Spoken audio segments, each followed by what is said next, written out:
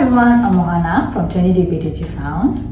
Noise is all around us, at school, at home, and in all the places in between. It's everywhere we go. But being around too much loud noise, that's 85 decibels or higher, can cause hearing loss or other hearing problems like tinnitus, a ringing sound in your ears that won't go away.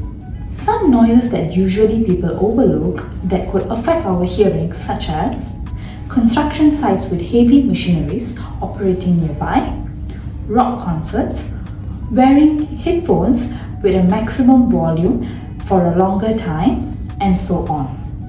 Those loud noise can make you lose your hearing, and once it's gone, you can never get it back. There are several ways to prevent hearing being affected in such environments and to protect your hearing. Follow us to learn more about how to protect hearing at our next episode. See ya!